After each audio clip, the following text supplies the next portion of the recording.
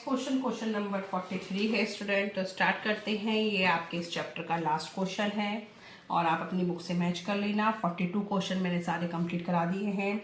Prepare trading and profit and loss account for the year and 31 March 2025। Balance sheet आपको prepare करनी है, trial balance आपको given है। ठीक है, तो मैं trading and profit and loss पहले प्रिपेयर करती हूँ, एक साथ ही हो जाएगा क्योंकि एडजस्टमेंट ज़्यादा नहीं दिखनी है। देखो इसमें कितनी एडजस्टमेंट है, 7 एडजस्टमेंट है। Salary, outstanding, insurance, prepaid. तो ये तो आपको पता है, दोनों P&L में एक प्लस एक माइनस हो जाएगा। कमीशन रिसीव्ड है एडवांस का, तो ये आपकी क्या है, अनअक्रूड इनकम है, इसे माइनस कर लेंगे आप। ठीक है, 1000 अगर कहीं पे दे रखा है कमीशन तो उसमें से वो माइनस हो जाएगा।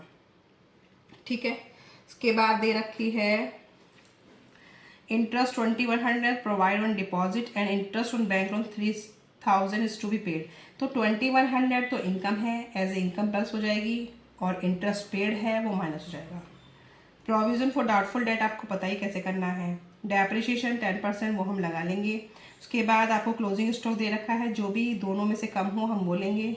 ए fire occurred on 1 April 2025 destroy goods costing 10,000। 10,000 की गुड्स आपकी क्या हो गई हैं, डिस्ट्रॉय हो गई हैं फायर में, लेकिन कब हुई हैं, 1 अप्रैल को। और हमारा क्लोजिंग ईयर क्या था, 31 मार्च। तो ये हमारा चला है कौन सा, 1 अप्रैल टू 30, ये 1 अप्रैल 2024 वाला ईयर है जो आपका 31 मार्च को खत्म हुआ, और जो 1 अप्रैल है वो नया वाला फाइनेंशियल शुरू होगा, तो ये नेक्स्ट ईयर रिकॉर्ड होगा, तो यहाँ पे रिकॉर्ड नहीं होगा। तो आपको डेट का ध्यान रखना है, आपको बस 31 मार्च 2025 तक की ही जो एडजस्टमेंट्स हैं वो फॉलो करनी है। ठीक है स्टूडेंट, अब इसको आगे देखते हैं कैसे करना है क्वेश्चन को।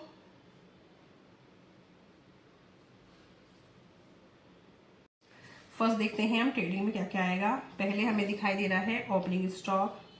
ओपनिंग स्टॉक है मेरा 30,000 का। ठीक है, टू ओपनिंग स्टॉक 30,000।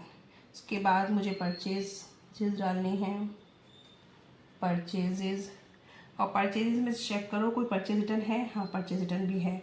परचेजेज है हमारी 1,20,000 लेस परचेज रिटर्न।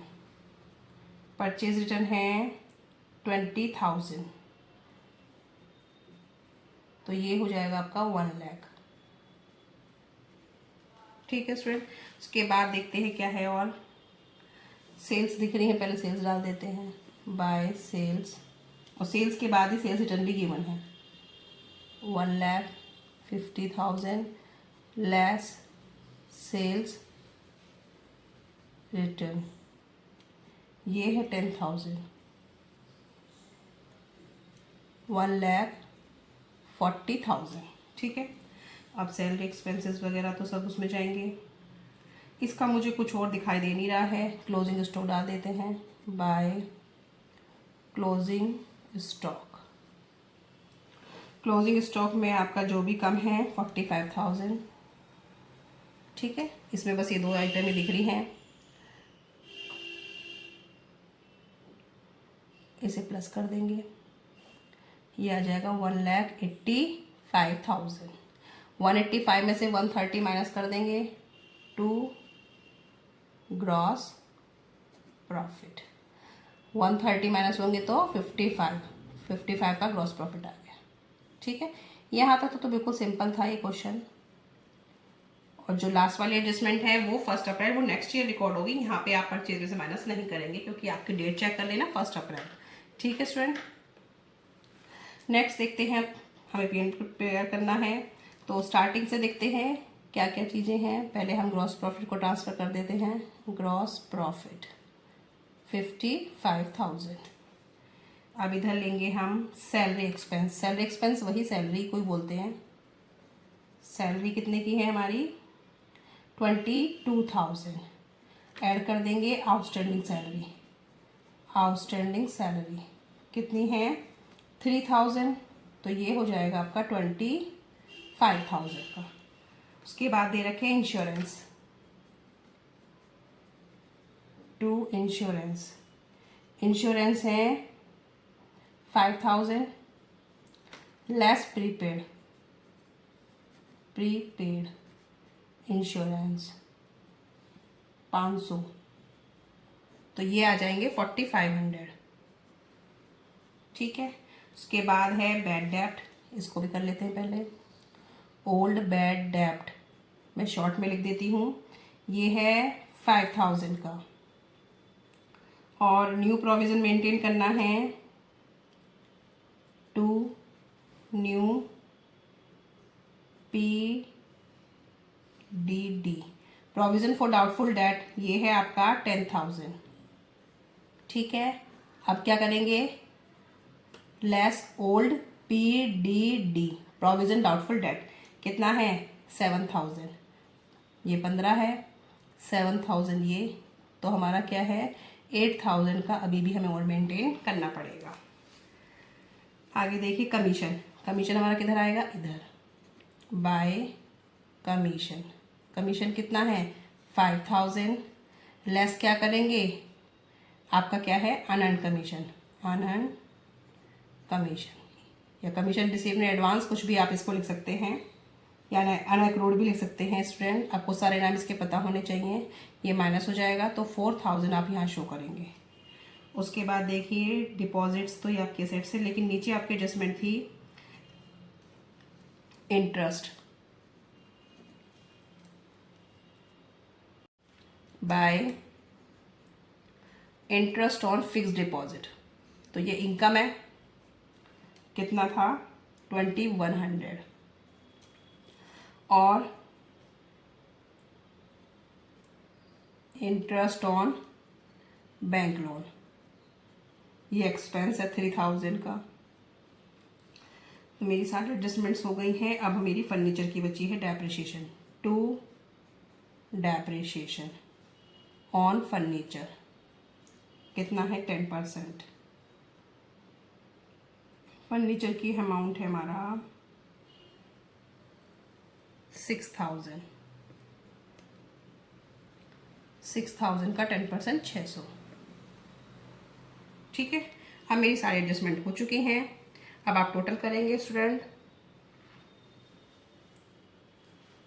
टोटल कर लेते हैं हम, 0 0 1, ये टोटल आ गया। इसमें से सारे एक्सपेंसेस माइनस कर देंगे, टू नेट प्रॉफिट, ये हमारा आ जाएगा 20,000 का। ठीक है, इसमें से सारे एक्सपेंसेस आप माइनस कर देंगे तो 20,000 का नेट प्रॉफिट आ जाएगा, और ये साइड आप कर करके रख देंगे। तो यहाँ पे तो ऐसा कुछ था नहीं जो आपको समझ ना आया हो। ये इंटरेस्ट फिक्स्ड डिपॉजिट पे है तो एज ए इनकम आप यूज़ करेंगे, ये इंटरेस्ट आपने पे किया है इसलिए एज ए एक्सपेंस आप दिखाएंगे, और अनअर्न्ड कमीशन क्या है, एडवांस है तो एडवांस माइनस हो जाएगा। सिंपल क्वेश्चन है। अब नेक्स्ट इसका IGST वगैरह हम सेट ऑफ करते हैं। तो पहले से ही मैंने फॉर्मेट प्रिपेयर कर लिया स्टूडेंट, IGST, CGST, SGST।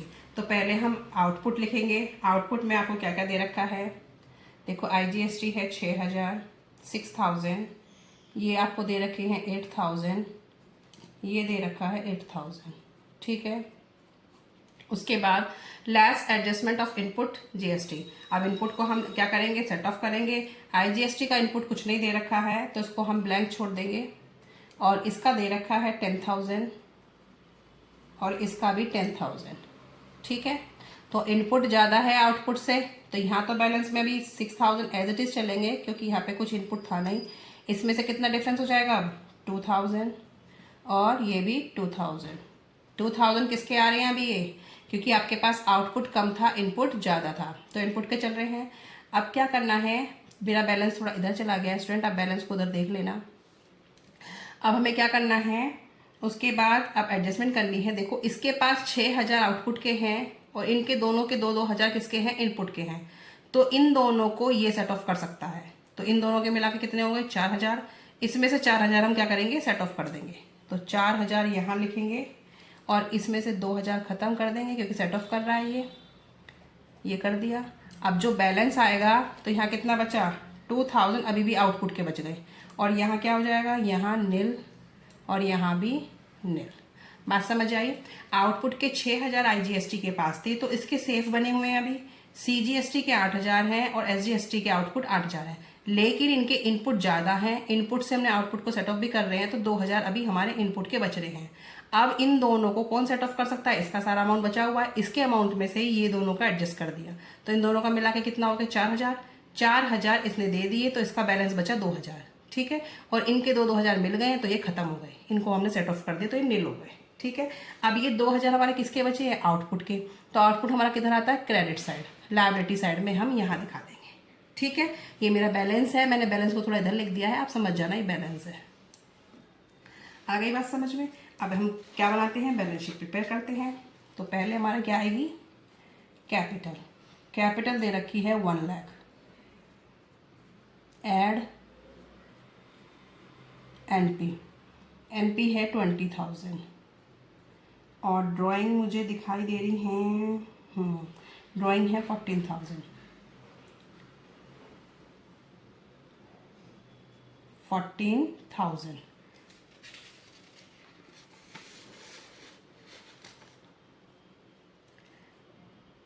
ये आ जाएगा 1,06,000। ठीक है, उसके बाद यहाँ क्या आएगा? Bank loan. बैंक लोन है 20,000। Add interest on bank loan, कितना था इंटरेस्ट? 3,000। 23,000। और क्या आएगा? क्रेडिटर।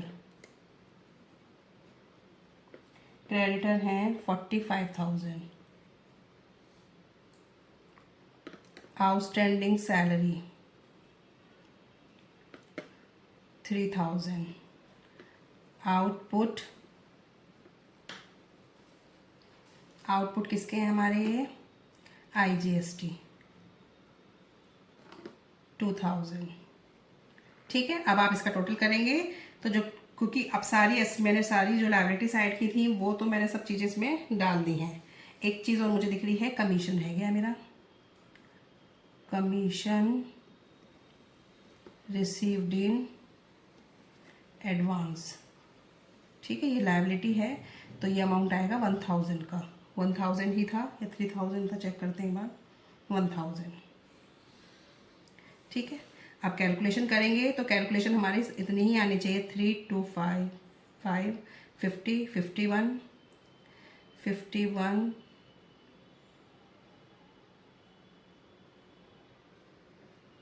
ठीक है, 1,80,000। अब आप कैलकुलेशन करके देखें, मैंने तो कर ली है। उसके बाद अब इधर करते हैं फर्नीचर। फर्नीचर, फर्नीचर कितने का है? 6,000 लेस डेप्रिशिएशन 600, ये आ जाएगा 5,400। ठीक है, और ऊपर से चेक करते आते हैं डेप्टर।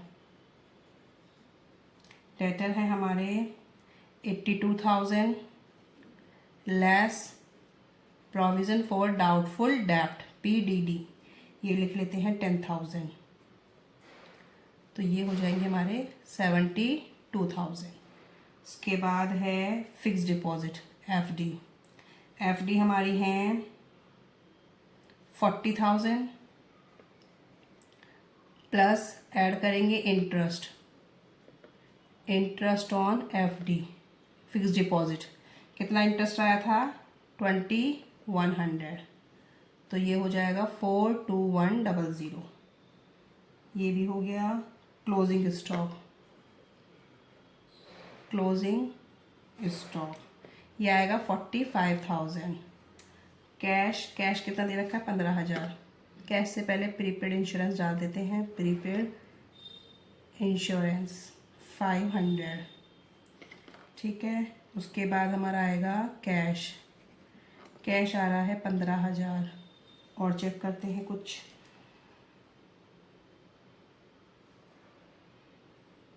और कुछ नहीं आएगा, और सब कुछ इसके अंदर आ चुका है। बैंक वगैरह नहीं है कुछ, नहीं बैंक नहीं है। अब इसका हम टोटल करेंगे तो टोटल हमारा इक्वल आएगा, देखो चेक कर लेते हैं। 5, 5, 15,000,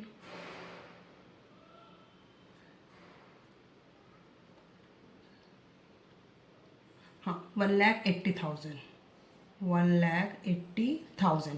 कैलकुलेशन आप करके देखना, बिल्कुल सिंपल क्वेश्चन है, इधर कुछ नहीं आएगा CGST वगैरह का क्योंकि वो सेट ऑफ हो चुके हैं। इनपुट का कुछ नहीं बचा था, ये बचा किसका था, आउटपुट का। आउटपुट का IGST बचा था, इनपुट का कुछ नहीं बचा। अगर इनपुट का कुछ होता तो वो इस साइड आता, ठीक है, उसको हम डेबिट साइड बोलते, क्रेडिट साइड लायबिलिटी की होती है।